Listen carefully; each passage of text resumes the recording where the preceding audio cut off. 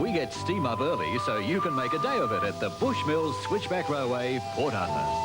So much to see and do. Make sure you're in time to enjoy the lot.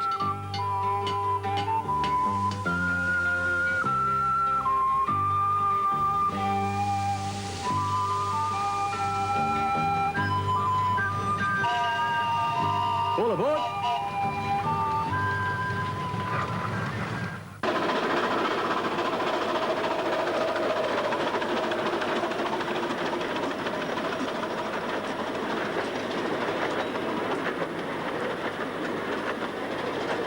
In March 1986, a new and unique attraction was opened as part of the already acclaimed Bushmill Tourist Complex at Port Arthur. The Bushmill Mountain Railway recreates all the nostalgia of the steam train era, an era of memories, hard work, and the living, breathing sound of man's greatest invention. Join us now for a trip on one of the great little trains of the world, the Bushmill Mountain Railway.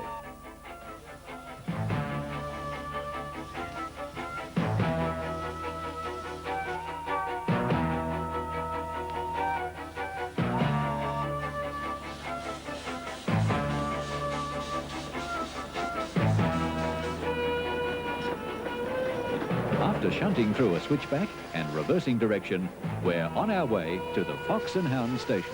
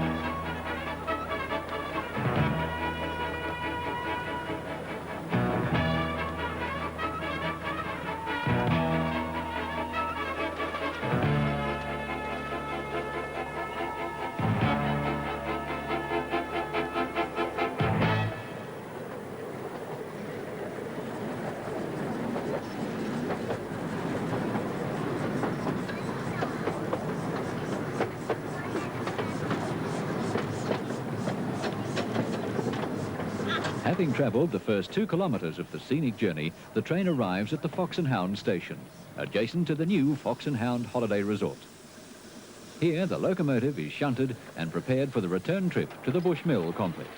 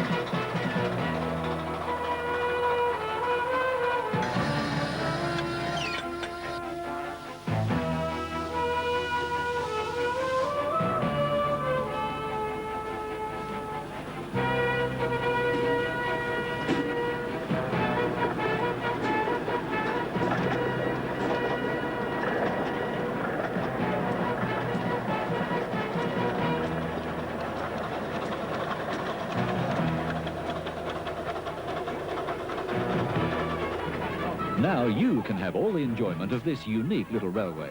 Next time you travel to Port Arthur, make a day at the Bushmill and relive the fabulous days of steam on the Bushmill Mountain Railway.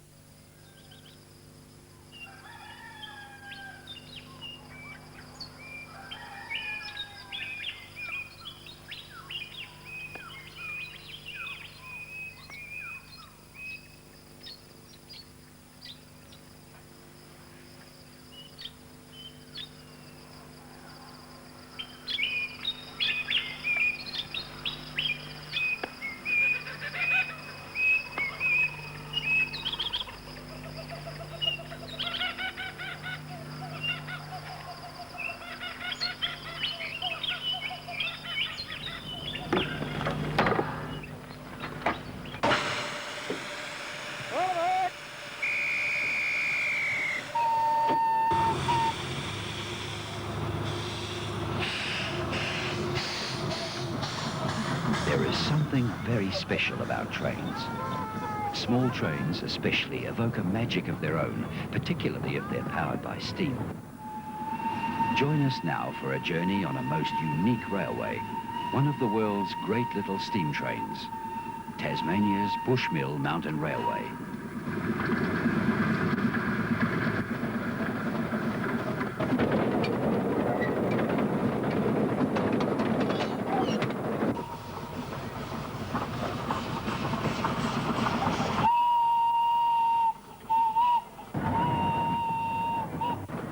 Forming part of the Bushmill pioneer settlement near Port Arthur in southern Tasmania, this 15-inch gauge railway is truly unique. The smallest of the recognised narrow gauge systems, the railway is in fact full size. Its performance is simply amazing. It can climb steep gradients and negotiate tight curves where all other standard railways are at a disadvantage. In this case, the railway has been designed to climb up a hillside, rising over 120 feet through gradients as steep as 1 in 25, and curves of a mere 15-metre radius, carrying passengers from the Fox and Hounds, a holiday resort near Port Arthur, to the Bushmill settlement 2 kilometres away.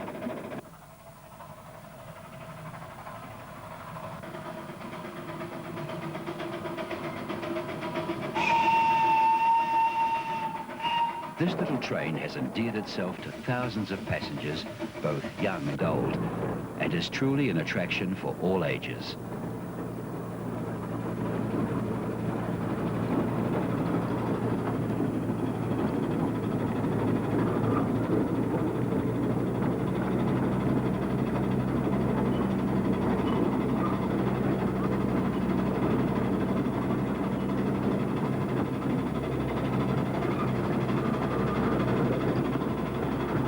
Once over the serpentine trestle bridge, the little loco puffs its way up to the switchback.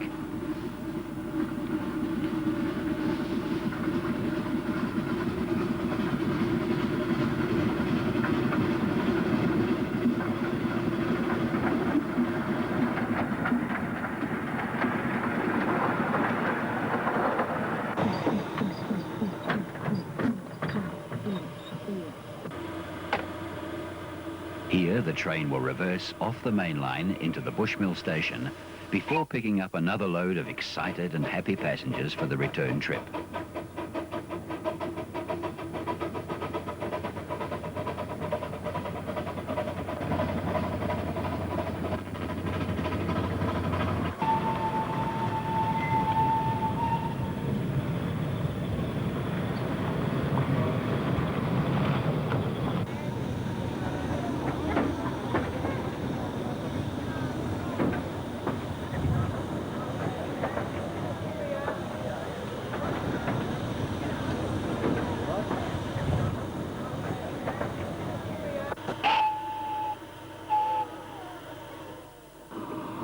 The only one of its type in the Southern Hemisphere, the railway has proved extremely successful.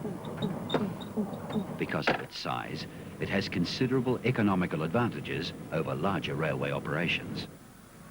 Not only is the capital cost minimised by comparison, but operating and maintenance expenses are low. If necessary, the entire daily operation can be controlled by only 2 people. Fuel consumption is economical, and the railway can operate on a quick turnaround time, allowing maximum passenger carrying efficiency.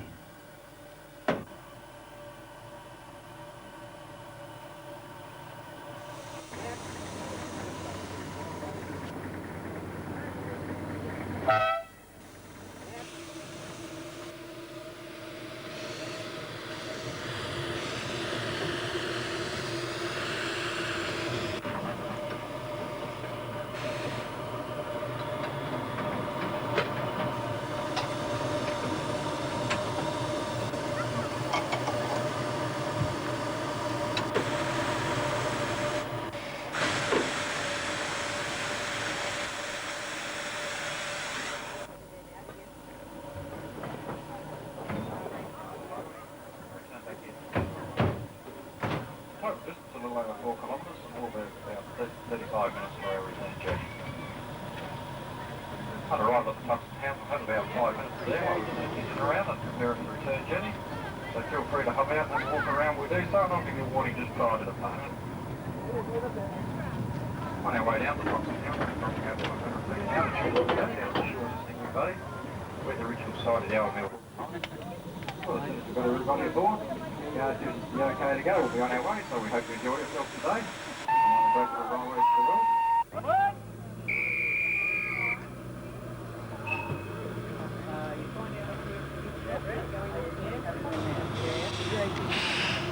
The Bushmill Railway was designed and created by entrepreneur Alistair Matheson, who based the idea on the small estate railways created in England by Sir Arthur Hayward at the turn of the century.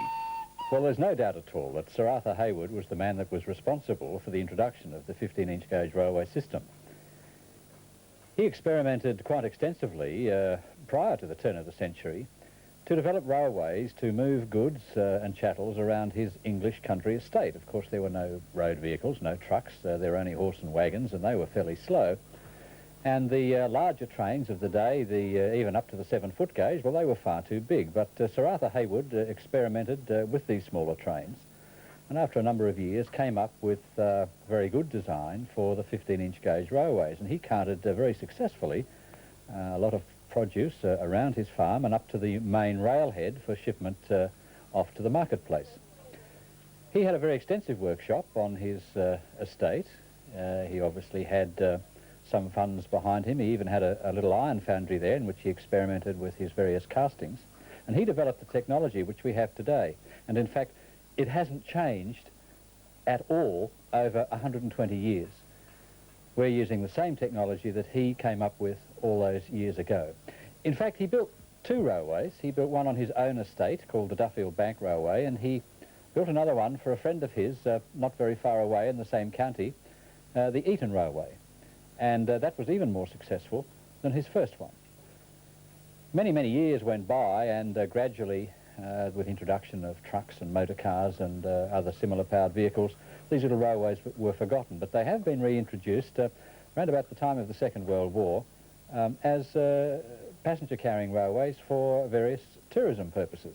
And one of the most famous little railways in the world, the Romney, Hythe and Dymchurch Railway in England, is in fact a 15-inch gauge railway. The development of the Bushmill Railway was very interesting because, in fact, we really didn't have much knowledge of Sir Arthur Hayward's work until we'd virtually finished our railway. We purchased our little locomotive overseas and some of the ideas overseas, but it really was a photograph of his early railway that gave me the idea to put in the Bushmill Mountain Railway the way we did. And as we progressed, we found out further information, and it turns out that what we've done 120 years later is exactly the same as what he did when he pioneered the 15-inch gauge railways all those years ago. While the technology of steam used to create these railways has not changed in over 100 years, the building of 15-inch gauge locomotives and the design and laying of tracks requires considerable specialist skill. Particular areas are in matching basic steam technology, skills gained in creating the Bushmill Railway, are now being used in the design and construction of additional steam locomotives in the railway workshops and for packaging complete railway systems. Engineer Lester Jones has developed simplified construction techniques based on those used overseas. Painstaking work is being carried out on redrawing plans for 15-inch gauge locomotives from original makers' plans and specifications. These will become a half-sized replica of the famous Garrett 2-foot gauge K1 locomotive, which will be used at the Bushmill to add yet another dimension to this expanding and popular railway.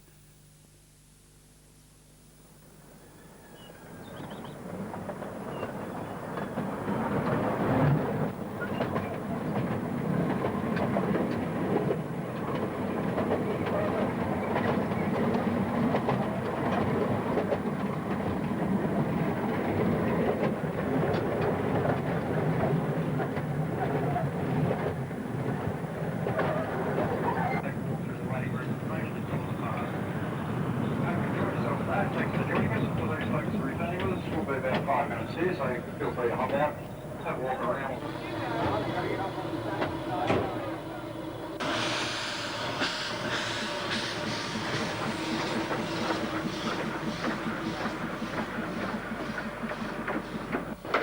There is no doubt that the reintroduction of the 15-inch gauge system has been a success, and that as part of the Bushmill tourist complex, this little railway has in every respect rekindled the magic of steam.